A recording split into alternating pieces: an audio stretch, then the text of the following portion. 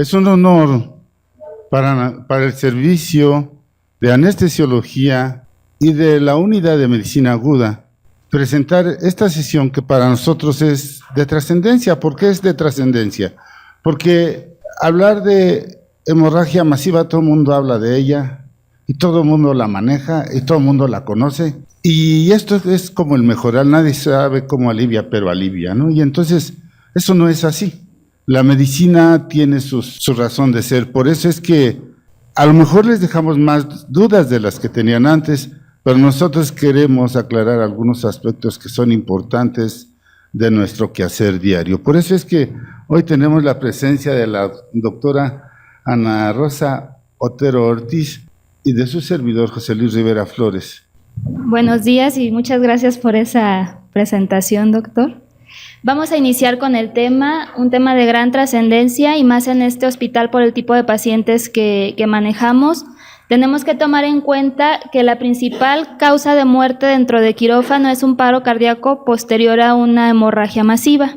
La definición principal es aquí sangrado masivo. ¿Qué es un sangrado masivo? Es una pérdida igual o mayor a 150 mililitros por minuto, o podemos definirlo también como una pérdida mayor a 1.5 mililitros por kilo por minuto, constante por más de 20 minutos. Pasamos posteriormente ahora al concepto de transfusión masiva. Lo podemos definir como una reposición de una volemia en 24 horas o una transfusión de más de 10 paquetes globulares en 24 horas. Tenemos definiciones más dinámicas, que son a las que nos vamos a enfrentar nosotros en quirófano, que sería el reemplazo mayor a 50% de la volemia en 3 horas o una transfusión de más de 4 paquetes globulares en 1 hora. También podemos definirla como la pérdida sanguínea del 7% del peso corporal en adultos o 9% en niños. Tenemos también la definición en pediatría. En pediatría la vamos a tener como una transfusión de más del 100% del volumen circulante en 24 horas o como una transfusión del más del 10% del volumen circulante por minuto para reemplazar una pérdida constante, una hemorragia en curso, o la sustitución del 50% del volumen circulante en menos de 3 horas. A todo esto hemos estado hablando de volumen circulante. Sé que muchas personas aquí tienen claro cómo calcularlo, pero de igual forma, en las siguientes tablas vemos cómo calcularlo dependiendo de la edad del paciente y de su constitución corporal. Teniendo que en un hombre obeso vamos a calcular el volumen circulante multiplicando su peso por 60, un hombre de complexión delgada por 65, normal por 70 o de constitución atlética por 75. Teniendo aquí lo contrario a lo que se podría esperar, entre más obesos son las personas, menor es la cantidad de líquido corporal que vamos a tener. En las mujeres, una mujer promedio en 60-65 mililitros por kilo para calcular así su volumen circulante. Y tenemos también la tabla inferior, nos estima el volumen circulante en pediatría, desde neonatos hasta niños de 25 a 40 kilos. Un neonato de término, vamos a calcular su volumen circulante multiplicando su peso en kilos por 85, un neonato pretérmino por 90. Y vemos en la tabla, dependiendo del peso de nuestro paciente. De esta forma vamos a tener en mente el volumen circulante y así vamos a poder saber cuándo hemos perdido su volemia total en una hemorragia masiva. Hablando de epidemiología, tenemos una mortalidad que va desde el 15 hasta el 54% en hemorragia masiva. Esto va a depender de los siguientes factores, de si nuestro paciente ya está en estado de choque, de si tenemos una acidosis muy marcada, menor a 7.1 de pH, hipotermia, que esto es un punto muy importante que vamos a abordar más adelante, que muchas veces no lo tenemos en cuenta y nos causa alteraciones muy dramáticas. Va a depender la mortalidad también de los concentrados eritrocitarios o de los derivados sanguíneos transfundidos. Va a depender si ya tenemos instalada una coagulopatía y el tipo de sangrado que vamos a tener, si es un sangrado, un trauma, una emergencia fuera de quirófano o estando ya en una sala quirúrgica donde se puede prever con anterioridad que probablemente vamos a tener a un paciente que puede tener una hemorragia. Aquí este pequeño esquema nos menciona cómo va a evolucionar un sangrado controlado a un sangrado no controlado. Es la magnitud creciente de los trastornos que podemos encontrar si pasa de estar estable a inestable, iniciando con una hipovolemia, hemodilución, cuando ya hemos iniciado con nuestro rescate con líquidos, hipotermia, acidosis y coagulopatía. En este esquema tenemos los factores de riesgo para presentar una coagulopatía. Entre ellos está una acidosis con un pH menor a 7.1, una hipotensión arterial con una presión arterial sistólica menor de 70, hipotermia presentando menor de 34 grados centígrados y un índice de gravedad de lesión mayor a 25. Este índice de gravedad de lesión se calcula en pacientes con trauma, en pacientes con accidentes fuera del quirófano, y aquí nos va a valorar qué tan graves son las lesiones y dependiendo en qué región corporal la tenemos. Nosotros no lo vamos hablando de hemorragia obstétrica, no lo vamos a aplicar. En general sí se aplica. Cuando tenemos todos estos 4 factores, la presentación de la coagulopatía va a ser en más del 98% de los pacientes. Y podemos llegar hasta lo que es conocido como la tríada letal, tríada de la muerte, descrita desde hace más de 20 años, que se va a caracterizar por hipotermia, por acidosis y por coagulopatía. La hipotermia, como mencionaba, que muchas veces no es tomada en cuenta por muchos de nosotros, nos va a retardar las reacciones enzimáticas y nos va a provocar una disfunción plaquetaria, por lo cual también nos puede llevar a una coagulopatía. La acidosis nos va a dificultar la polimerización de la fibrina, por lo cual va a alterar también la formación del coágulo, y va a disminuir la acción de drogas inotrópicas y vasoconstrictoras, por lo cual no vamos a poder enfrentar correctamente al choque por esta acción que nos da la acidosis. Y la coagulopatía, pues puede ser una coagulopatía por consumo, que ahorita vamos a explicar.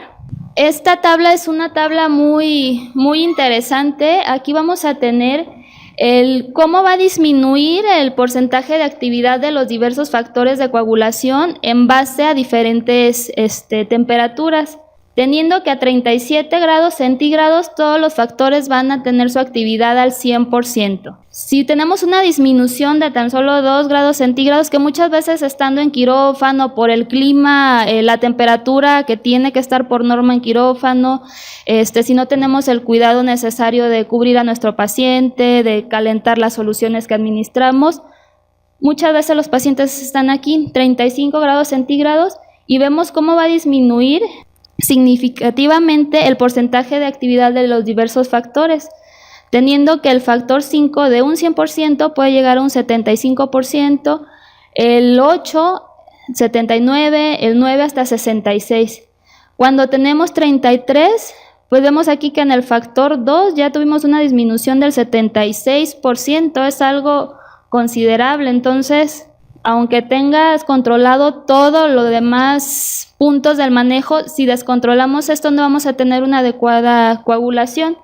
Tomando en cuenta también que cuando llega nuestro paciente le tomamos sus muestras de laboratorio para tener unos tiempos de coagulación, INR, todo el perfil, pero esos estudios en laboratorio se hacen a una temperatura normal y nos pueden arrojar resultados normales.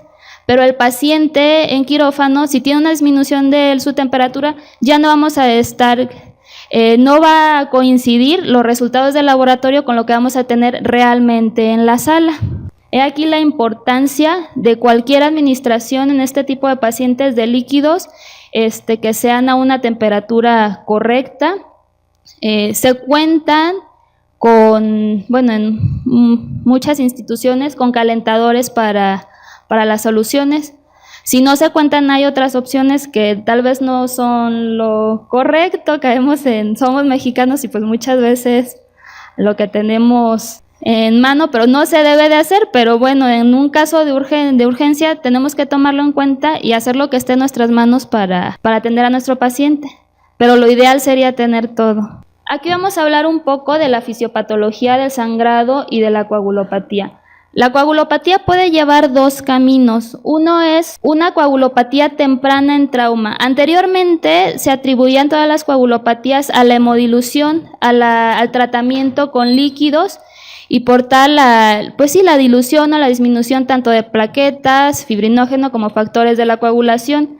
Actualmente los estudios nos arrojan que se ha demostrado que pacientes ya pueden estar en coagulopatía a los 20-30 minutos después de un trauma, aunque no han recibido ningún reemplazo de líquidos. ¿Por qué? Porque el trauma directo nos va a ocasionar una liberación del factor tisular, inicialmente de forma local, posteriormente de forma sistémica, lo cual nos va a desencadenar toda la cascada de la coagulación y vamos a tener una coagulopatía por consumo. Se van a agotar todos nuestros factores. Y otro camino que puede llevar la coagulopatía es por hipoperfusión por la hemorragia masiva. Al tener esta hemorragia masiva, pues vamos a tener una hipoperfusión, lo cual nos va a ocasionar la liberación de trombomodulina. La trombomodulina es una glicoproteína que se encuentra en el endotelio vascular. ¿Qué función tiene? Tiene una función como anticoagulante natural, lo podemos llamar así. Esta trombomodulina va a formar un complejo con la trombina. La trombina, recordemos que su función es convertir el fibrinógeno en fibrina para que se pueda formar el coágulo. Entonces, ¿qué tenemos aquí? Se une trombomodulina con trombina, nos forma este complejo y va a inactivar la trombina. De esta forma, pues no se va a poder convertir el fibrinógeno a fibrina y nos va a inhibir ahí la formación del coágulo. Esa es una de las vías. Otra vía es que este complejo nos va a activar la proteína C. Al estar la trombina trombomodulina, esta activación de la proteína C va a tener su función, se reporta hasta más de 20,000 veces de su función normal, lo cual esta proteína C, al estar activada, hiperactivada se podría decir, vamos a tener una inhibición de los factores activados 5 y 8. Y también, pues por el mecanismo que les mencioné anteriormente, va a también mejorar la fibrinolisis. Y esto nos va a llevar a un estado de anticoagulación sistémica y de una hiperfibrinolisis. Entonces tenemos estas dos causas que son independientes aún del rescate con líquidos. Tan solo por un trauma severo podemos llegar a la coagulopatía, tanto de consumo o por hipoperfusión, en 20 a 30 minutos.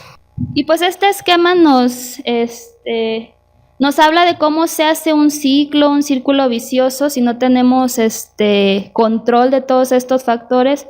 Tenemos un trauma severo, tenemos un sangrado, al cual vamos a recurrir a una resucitación con cristaloides o coloides, lo cual nos puede llevar a una dilución de los factores de coagulación, igual a un inicio de una transfusión masiva, que si no solamente es con concentrados eritrocitarios, si no utilizamos ni plasma ni plaquetas, igual nos va a llevar a una coagulopatía por dilución. La hipoxia tisular, si no hemos tenido una adecuada reposición con concentrado eritrocitario, porque recordemos que los líquidos, coloides y cristaloides no nos van a transportar oxígeno. La hipotermia, y bueno, se hace un ciclo, que si no intervenimos rápidamente en él, pues podemos tener un desenlace fatal. ¿Cuáles son los errores comunes que tenemos en transfusión masiva? Uno es la mala planificación. Nuestros pacientes en este hospital son pacientes que muchas veces ya podemos predecir que podemos tener una hemorragia en quirófano, pacientes con cesáreas iterativas, placentas percretas, diferentes casos que nos hacen sospechar que podemos tener estas hemorragias. Y si desde inicialmente no tenemos una adecuada planificación, tenemos que hacer un equipo integral, tanto quirúrgico, laboratorio, como equipo de anestesiología, enfermería, tener una adecuada comunicación. La falta de comunicación es otro de los errores más comunes y son cosas que son muy fáciles de prevenir, de evitar. La vigilancia infrecuente del laboratorio, nosotros estamos tal vez estresados en el momento y no tienes la atención o de estar tomando tus controles. Un retraso significativo en el pedido y en la administración de los hemoderivados. Un subaprecio, no tomamos en cuenta lo dañino que puede ser la hipotermia y pues un uso infrecuente de los calentadores de líquidos. Y muchas veces una dependencia temprana de crioprecipitados antes de que estén indicados o de algunos otros medicamentos de rescate, no llevar una secuencia como tal, como debe de ser. Para transfusión masiva se han instalado protocolos. ¿Para qué? Para tratar de disminuir todos estos errores antes mencionados. Es un plan institucional integral en el que, como mencionaba, tienen que participar todos los servicios implicados en el tratamiento de este tipo de pacientes. Hay que facilitar y protocolizar la comunicación, que exista ya algo escrito, un protocolo como tal para seguir los pasos indicados y no exista un sesgo en ellos. Asegurar un control frecuente de laboratorio y que sea prioridad. Y para poder también reducir el tiempo en ordenar y administrar los productos sanguíneos. Este tipo de protocolos inicialmente se crearon por pacientes, por militares, en casos de traumas severos que sí ocurría la exsanguinación en cuestiones de minutos, pero obviamente son aplicables también aquí. Y pues su uso en pacientes con hemorragia masiva. La meta es tratar al paciente de una forma rápida, aquí agresiva y precoz con hemoderivados a fin de evitar la exsanguinación y la coagulopatía. En este caso, les comento, es más enfocado a estos pacientes militares inicialmente. Si la transfusión es urgente, solicitar concentrado y no tenemos tiempo ni siquiera de tipificar, de saber, aquí no es el caso, pero es importante. El tipo de sangre, solicitar concentrado o negativo o plasma AB hasta que se realicen las pruebas cruzadas. Y en este tipo de pacientes con estas hemorragias tan masivas, diversos estudios nos arrojan buenos resultados con la regla de transfusión de 1:1:1. Un concentrado, por cada concentrado un plasma y por cada plasma una unidad de plaquetas. Este es un artículo del 2013 de British Journal de Anestesiología. Son actualizaciones en el caso de transfusión masiva. Aquí nos menciona los diversos estudios, cuáles son, ya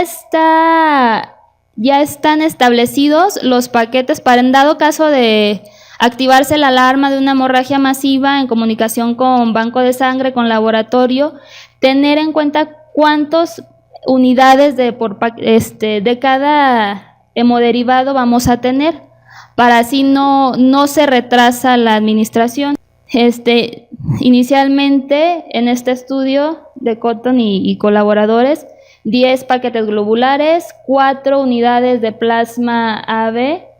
AB porque recordemos que es el suero del plasma AB, no vamos a tener ni anti-A ni anti-B, por lo cual probablemente es muy bajo el riesgo de tener alguna reacción posttransfusional, y 2 unidades de plaquetas. Posteriormente, si no se controla, pasamos a este paquete con 6 paquetes globulares, 4 unidades de plasma y 2 unidades de plaquetas, tomando en cuenta que en todos inicialmente vamos a tener la administración no solo de concentrados eritrocitarios, sino también ya tanto de plasmas como de unidades de plaquetas. ¿Para qué? Para evitar esta coagulopatía aguda por el trauma que mencionábamos inicialmente. Este es otro estudio de la misma revista del 2014. Aquí nos valoran el rol de estos protocolos, qué tan efectivos son en el tratamiento del choque hemorrágico. En esta gráfica A vamos a tener una regla de transfusión de 4 concentrados plaquetarios por una unidad de plasma. Y en la gráfica B, es 1:1. Estos pacientes son en las mismas condiciones. Lo que vamos a tener es que tuvimos fallecimientos, este es el tiempo, más tempranos utilizando 4:1. Cuando se utilizó de forma inicial la regla 1:1 de concentrados eritrocitarios con plasma fresco congelado, vamos a tener una mayor supervivencia a lo largo del tiempo. Aquí inicialmente no se administraron plaquetas. Tomar en cuenta que cuando tenemos este tipo de hemorragias, la liberación de catecolaminas inicial van a proporcionar una liberación de plaquetas tanto del vaso como de los pulmones, por los cuales las plaquetas no son inicialmente utilizadas. Podemos tener que el paciente pudo haber perdido el 125 a 150 el porcentaje de su volumen circulante y vamos a tener todavía hasta 50,000 plaquetas por esta liberación que vamos a tener. Y esta otra gráfica también nos va a comparar utilizando una regla menor de 1:2, 1:1 o mayor, cómo va a cambiar la supervivencia a lo largo del tiempo.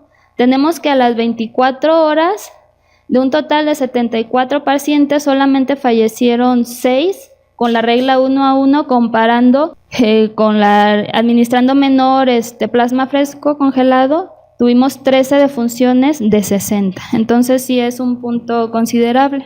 Ahora nosotros aquí es muy diferente hablar de un trauma, de una emergencia, una hemorragia previa a la llegada a quirófano, a una cirugía electiva con la anticipación de que puede sangrar. En este caso, pues el trauma tisular va a ser controlable comparado con uno masivo incontrolable de una hemorragia previa.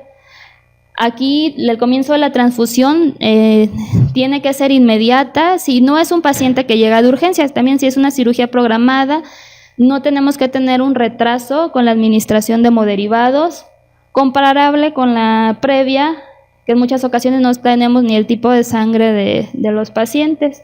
En este caso tenemos que tener una normovolemia, porque en teoría nosotros lo tenemos que controlar en sala, tiene que haber una comunicación de cirujano anestesiólogo y ver qué es lo que está pasando para así poder iniciar también nosotros nuestro tratamiento. Un choque en estos casos tiene que ser evitable. Una hipoperfusión y una hipoxia tisular son más controlables porque tenemos que tener ya los hemoderivados. Aquí tenemos la ventaja de que nosotros tenemos que o podemos controlar la normotermia del paciente. Aquí sí está en nuestras manos. Aquí tenemos un monitoreo. Tenemos que tener una disminución de los factores existe disminución por hemodilución, comparado con el trauma que es por consumo. El tratamiento, corregir la anemia, acá es pasar a quirófano probablemente para corregir el trauma y corregir la coagulopatía inicialmente con plasma y más tardíamente con plaquetas, por lo que mencionábamos que existe una liberación de plaquetas. En este caso debe de ser controlable o lo tenemos más en nuestras manos que en este caso. Y bueno, en obstetricia, la clasificación de las hemorragias, clase 1 de 10 a 15%, clase 2 de 15 a 30, 3 de 30 a 40 y 4 mayor de 40%, tomando en cuenta que una clase 3 y una clase 4 tenemos que tener medidas urgentes en los primeros 60, 90 minutos es vital o podemos llegar hasta una falla orgánica múltiple. Este cuadro es un cuadro comparativo en pacientes obstétricas compara la coagulación intravascular diseminada a la fibrinolisis aguda. Generalmente en sala nosotros tenemos coagulopatías por este punto. En ocasiones, cuando las pacientes presentan alguna otra patología como síndrome de HELLP, embolia de líquido amniótico, preeclampsias, un feto muerto que nos va a desarrollar una reacción inflamatoria, sí podemos llegar a una coagulopatía por fibrinolisis aguda. Finalmente no va a cambiar nuestro manejo, pero son los dos tipos de coagulopatía que podemos tener en la paciente obstétrica. Y bueno, pues inicialmente utilizar cristaloides y coloides, pero recordar cuál es su limitación, no son transportadores de oxígeno y tenemos que recordar que uno de los puntos importantes que nos puede llevar a desenlaces fatales es la hipoxia o la hipoperfusión tisular. Y si no tenemos cuidado también pueden ser dañinos, un efecto agravante de la reposición, porque si tenemos una reposición exagerada o muy agresiva, y no está controlado aún el punto de sangrado, al aumentarle el flujo sanguíneo vamos a aumentar la presión con que sale la sangre por el vaso que está sangrando, por la herida, entonces también tenemos que tomar en cuenta esto. Vamos a devolver tal vez la volemia, vamos a interrumpir en forma menor, pero se pueden interrumpir los mecanismos de adaptación al choque. Vamos a tener la dilución de los factores de coagulación, y efectos pues propios de algunos coloides que ya conocemos también que nos pueden causar coagulopatías, más con los dextranos son los que sí están totalmente contraindicados. Estudios recientes hablan que el hidroxietilalmidón, el Voluven, no tiene tanto daño, no nos ocasiona gran variación en la coagulación. Y pues todo esto, los colidios, nos va a aumentar la mortalidad. Tenemos un valor crítico de oxígeno transportado de 5 miligramos por kilo por minuto. A menor de esto, la extracción no va a ser compensadora y vamos a tener una hipoxia tisular rápidamente letal. Por eso es que tenemos que administrar los concentrados eritrocitarios, que es la única forma de restablecer el transporte de oxígeno. ¿Y cuáles son los objetivos terapéuticos en la transfusión masiva? Una hemoglobina de 8 a 10 gramos sobre decilitro. De la transfusión de plasma tenemos que valorar nuestra coagulación. Tenemos que mantener un INR menor a 1.4, o si tomamos en cuenta el TPT no tienen que estar más arriba de 1.5 veces su valor normal. Plaquetas mayor de 50,000. Cuando se habla de cirugías oftálmicas o cirugías de neuro, tenemos que tenerlas a mayor de 100,000. Y el crioprecipitado, cuando falla no tenemos un buen resultado con la administración de plasma y tenemos un fibrinógeno menor a 100, lo tenemos que administrar. Tenemos que mantenerlo mayor a 100 miligramos sobre decilitro. Y pues bueno, vamos a tener también complicaciones por la transfusión masiva. Esta tabla simplemente nos habla de la composición de sangre entera comparada con cada componente. La sangre entera va a tener el 38 a 50% de hematocrito, una unidad de un concentrador eritrocitario de 335 mililitros puede tener hasta 55%. Cada unidad de plaquetas nos puede aumentar de 5.500 hasta 10.000 el número de plaquetas, y una unidad de plasma va a tener la actividad al 80% de sus factores de coagulación. Tenemos complicaciones agudas y tardías. Entre las agudas, el TRALI, que es una lesión pulmonar aguda por transfusión, que la podemos presentar hasta las 6 horas de la administración de nuestros hemoderivados. El TACO es una sobrecarga por la reanimación hídrica, también síntomas similares al TRALI, reacciones alérgicas, todas estas sepsis bacteriana, que esto no es tan común por ya el manejo de los hemoderivados. Tenemos también alteraciones en nuestros electrolitos y bueno, también tenemos, en este caso las tardías no son tan frecuentes. ¿Y cómo las vamos a tratar? Pues bueno, si tenemos casos de hipotermia, tenemos que tratar de que la temperatura del quirófano no esté tan baja. Tenemos que tener los calentadores de líquidos, tenemos que cubrir a nuestro paciente, tenemos que tratar de hacer todo por tener una temperatura normal. La coagulopatía y la trombocitopenia, pues con la transfusión de plasma fresco congelado inicialmente, posterior a tener una pérdida del 125 a 150, valorar si es necesaria la administración ya de plaquetas, tomando en cuenta una unidad por cada 10 kilos de pesos, que nos va a aumentar de 5 a 10,000, o una féresis plaquetaria que te aumenta de 30 hasta 50,000 plaquetas. El crioprecipitado, solamente que falle nuestra reanimación con plasma y se tengan datos todavía de sangrado microvascular, pues se puede administrar el crioprecipitado. También valorar y tener en cuenta las anormalidades de los electrolitos. Tenemos que monitorizar el potasio, el calcio, el magnesio. El calcio tenerlo muy en cuenta, tomando en cuenta el conservador de los paquetes globulares, que es un quelante del calcio, entonces su administración. Los desórdenes ácido-base, si tenemos una acidosis metabólica severa, una reposición con bicarbonato de sodio. Y pues bueno, ya en fallas orgánicas múltiples, un soporte vital, unidad de terapia intensiva. ¿Por qué preocuparnos por una hemorragia masiva? ¿Por qué preocuparnos por una terapia de transfusión masiva? Y es que el problema primordial recae en la falta de interés y la falta de comprensión ante este tipo de patologías. Nosotros tenemos un paciente que tiene de repente una pérdida más del 40% de su volumen sanguíneo circulante. O podríamos nosotros decir más del 30% de su volumen sanguíneo circulante, que va más allá en una paciente de 70 kilos, por arriba de 1.500 mililitros. El doctor Shoemaker, en su manejo experimental de las alteraciones que genera el shock hipovolémico, determina que los pacientes que tienen una pérdida de 1.000 mililitros no tienen cambios importantes. Y los grandes obstetras del mundo dicen que una paciente obstétrica que tiene un aumento entre el 40 y 50% de su volumen sanguíneo circulante, pues le hace los mandados la pérdida de 1.000 mililitros, ¿no? En verdad le hace los mandados. Pero ¿saben qué? Es que esta paciente no nos da oportunidad a nosotros de ver que su desestabilización después de la pérdida de 1.000 mililitros viene rápidamente.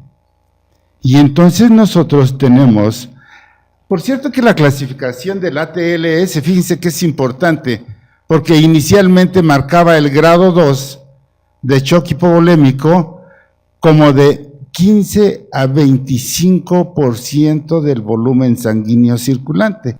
Y a mí me llamaba la atención hasta que un día le cambié y le puse, pues, ¿por qué del 15 al 25? Debe de ser del 16 al 29, ¿no les parece? Porque es un error de manejo estadístico. Ahora comprendo por qué ellos decían 25%. Es que al 26% el paciente comienza a tener cambios importantes. Sin embargo, ¿por qué nosotros tenemos que preocuparnos? Algunos dirán, falta de precaución. Pero es que nosotros no somos quienes determinamos la pérdida del volumen sanguíneo.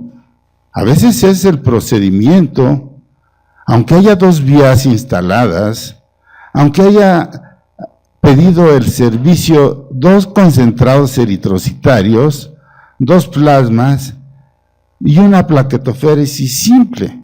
Y resulta que cuando nosotros solicitamos ese medicamento, vamos a decirlo, vamos a hablar de medicamento cuando hablamos de glóbulos rojos, cuando hablamos de plasma y cuando hablamos de plaquetas.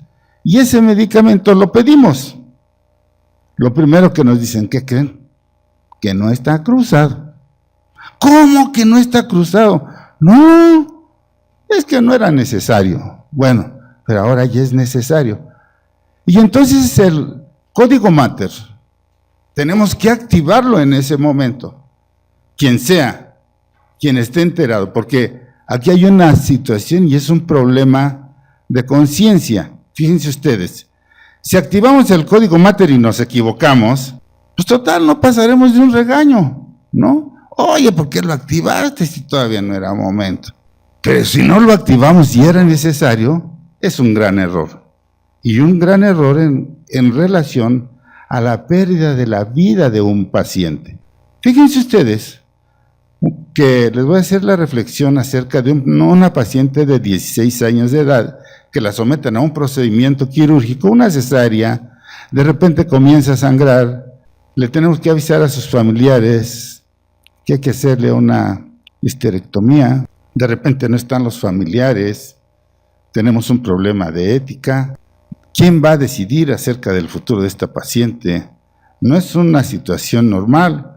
Bueno, pues total, sangra más de 2.000 mililitros, la pasan a terapia intensiva, la paciente regresa, no estoy hablando de este hospital, estoy hablando de otro caso. Y de repente, la paciente está en coagulopatía en quirófano y nos dicen, es que es culpa de anestesia, le pasó muchos líquidos. Por eso no coagula, por eso tiene una pérdida sanguínea, pero retenida en cavidad abdominal. Y es que, vamos a decirlo, el cierre de la cúpula vaginal fue completa y apenas destila una poquita de sangre. Y por eso no puede ser observado. Y no es cierto. Lo que pasa es que nosotros, cuando tenemos esa paciente, pues tiene una pérdida importante en menos, ustedes dicen en menos de 3 horas, el 50%. No, hombre, en menos de 3 minutos ya lo perdió. Y entonces, ¿qué tenemos que hacer nosotros? Lo primero con lo que contamos son con cristaloides. Y dicen, bueno, cristaloides o coloides, pero hace tiempo que ya no hay coloides. Y valdría la pena que a lo mejor reflexionáramos, hiciéramos algún estudio, en pensar si el GS estéril 140 fracción 4,3, o sea, de sustitución, no tiene alteraciones en la coagulación. Pero valdría la pena porque eso está en duda. Y entonces, dextranos no usamos, y nos quedan dos tipos de soluciones. Solución salina normal, al punto 9, y dicen, reponle, como es la fisiología, 3:1 o 4:1. Y según el doctor Gaitón, nos lo marca así, y eso es por dinámica de fluidos. Y entonces nosotros le aplicamos, si perdió 1 litro, nosotros le aplicamos 4 litros de solución salina. Y aún tiene una permanencia de 30 a 40 minutos de permanencia. Y al rato tenemos que volverle a poner otra cantidad igual. Y luego nos dicen, es que tú ya le empeoraste su problema, porque tenía una acidosis láctica por hipoperfusión y ahora tiene una acidosis hiperclorémica. Y es verdad. ¿Y qué quieren que hagamos? Ah, bueno, es que ponle Ringer lactato, es mejor. ¿Y qué? El Ringer lactato. Si ya tenemos una hiperlactacidemia, yo recuerdo a una paciente que tuvimos aquí, llamada María Valdés, por cierto, mi esposa, que tiene una lactacidemia de 67 milequivalentes por decilitro, con hipoperfusión severa. Y le iba a poner Ringer lactato a mi esposa. Y yo diría que no. Porque fíjense que ustedes que la lactacidemia está íntimamente relacionada con la hipoperfusión. Y entonces, si yo le pongo Ringer lactato, el Ringer lactato depende de 2 fenómenos, uno de la dilución y de la reología de la sangre, y otro del metabolismo del lactato. Pero el lactato está limitado por 2 fenómenos, uno por el flujo prehepático y otro por el metabolismo intrahepático para transformarlo en bicarbonato. Y no tengo la manera de solucionar ese problema. Y sigo teniendo una desaturación de oxígeno y sigo teniendo más allá de 4 miliequivalentes de lactato. Marcaban hace muchos años que los niveles de gravedad para lactato eran por arriba de 3, ahora son por arriba de 4, y de sobrevivencia por abajo de 20, ¿no? Entonces, ¿qué hago? Bueno, dice Código Mater, que yo debo de hablarle al banco de sangre y que me debe de dar 2 concentrados eritrocitarios, y los debo de aplicar rápidamente. La doctora Otero con justa razón decía que el mexicano pues, es muy creativo, y ahora le ponemos el tubo que pasa de la transfusión por un frasco con agua caliente, y así la sacamos y sale caliente y ya no le pasa tan fría. Pero fíjense ustedes qué importante es cuando nosotros nos dan la sangre entre 2 y 6 grados centígrados. La sangre, los factores de coagulación tienen una actividad del 5%. Prácticamente le estamos pasando factores, en lugar de procoagulantes, anticoagulantes a ese paciente. Pero fíjense que, contrario a la trombomodulina, al haber una dilución, los factores como la trombomodulina y la fibrinólisis disminuye y la trombina aumenta su actividad. Y por eso es que en estos pacientes, en algunas ocasiones, tenemos coagulaciones intravasculares a pesar de que haya perdido sangre. Y entonces es que hay un factor de una reacción inflamatoria sistémica y un endotelio inflamado. Y quiero Quiero disculparme para todos los grandes maestros, Rubén, la superficialidad de mi análisis, pero a lo que quiero llegar es que todo fenómeno de hipoperfusión trae como consecuencia una reacción inflamatoria sistémica, y la reacción inflamatoria sistémica trae una degradación de la membrana celular con liberación de factor tisular y factor de von Willebrand a nivel de pericitos y de células endoteliales. Y otra liberación de otros factores como interleucina 1, 6 y 8, y tal vez pudiéramos hablar de factor de necrosis tumoral y todo esto, ¿no? ¿Y a qué nos lleva? Finalmente nos lleva a una hipoperfusión, porque ustedes vieron que le administramos 4 litros de cristaloides. Pero fíjense ustedes que la distancia entre el capilar y las células son de 2 micras, y cuando nosotros le administramos líquidos, se va al intersticio y aumenta la distancia entre la célula y el capilar. Y ahora tenemos un problema en el paso del oxígeno del capilar a la célula, y entonces esto nos lleva a un verdadero fenómeno de hipoxia celular.